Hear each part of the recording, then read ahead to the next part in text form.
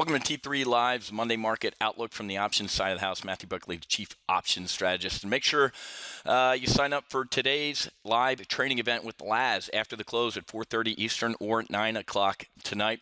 Simply go to t3live.com/live-event. You don't want to miss this, folks. This is a pivotal week in the market, so you definitely want to be during this live training checking out what Laz has to say. With what's going on. Market's really walling around here, folks. We were down pretty hard on the S&P and the Dow, off our lows a little bit, but we're really struggling for direction today. Got some relatively okay news out of China with their trade data, but still, even this little light bulb coming on in the darkness here, it isn't. This isn't the all clear, okay? More stimulus may be needed overseas in China. Same thing over in Japan.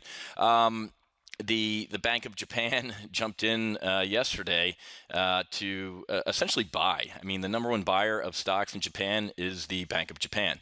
And they jumped in and rescued the Nikkei from a plunge below 15,000 there. So very interesting that central banks around the world really are, more or less trying to come to grips with, hey, we're running out of bullets here, and the bullets that we're using really aren't having the effect that we need. So it really is gut check time for U.S. investors. So let's take a look at what the VIX is doing right now. I mean, vol, folks, we are the highest that the VIX seen in about a year and a half here. We are up 10%, or up a percent and a half right now. But let's take a look real quick. The last time we've seen the VIX this high, I think we got to go out maybe on our 2-year chart here and take a look. Yep, probably right around, what was this? This was the Fed meeting where everybody thought that Mr. Bernanke was going to start the taper.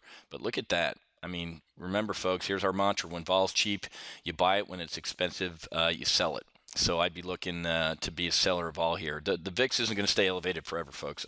Of course, this might be the one time.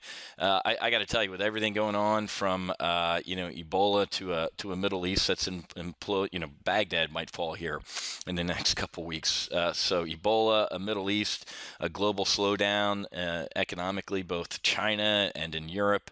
Just absolute craziness going on. This might be the one time that the VIX stays elevated forever, but I highly doubt it.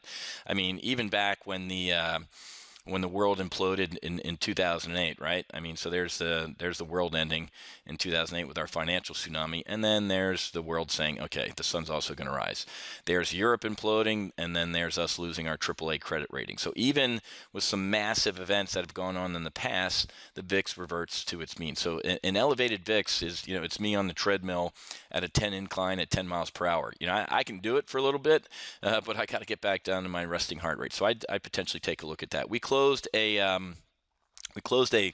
bullish double vertical on STS today. We had a primary live trade brief this morning, and it was a joint primary live trade brief in our weekly options for a $5,100 gain. That was a 425% profit and gain in a hedge on SDS. So if you're not sure what SDS is, it's the ProShares Ultra Short. So even though right now some of my longs are getting destroyed, that's why they're called longs. So, if I'm long-term bullish on China out to January 2016 or the 2017s when they come out, great.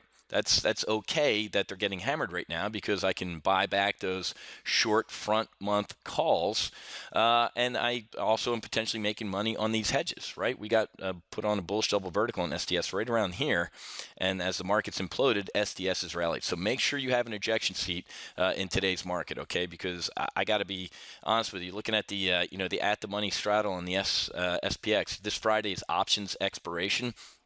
It's about a $35 move to the up or to the downside that the options market is pricing in here. With us teetering around this 1900 level, this is critical. So if you add, here's how if you don't want to do math, just click on the options chain, click straddle, and take a look at that. So $34. The options market is pricing in a move of $34 either to the up or to the downside by Friday. Okay, so we're either going to be up at the options market is saying we could be as high as 1934 by Friday, or we could be all the way down at 1867 by Friday. That is a big at the money straddle for essentially 4 days, right? And actually, these options, S&P, SPX options, expire. The last day to trade them technically is Thursday afternoon. They expire with the first print Friday morning. But this is a big deal, folks. I mean, that is you can drive a truck through that at the money straddle. So a lot of volatility going on, which is even more of a time to put on a hedge. Actually, in this is the urgent alert model portfolio. I'm trying to close this this SDS. This was just a standard bull call spread. It was up as high as 75% or $2,000 a little while ago before I got on the air here when we were down 10, 13 on the S&P. So nice little hedge in this portfolio as well. Always have some hedges in our model portfolios. Okay, so again, make sure you join Lads this afternoon at 4:30 after the close, or tonight at 9 p.m. after the kids go to bed or you get back from work. I'll be tuning in. I get some great ideas from Lads, so make sure you attend. Okay, t3live.com/live-event. Happy hunting. Make sure you hedge, and I'll be back with Tuesday's market sit rep from the options capital of the world, Chicago. We'll see you.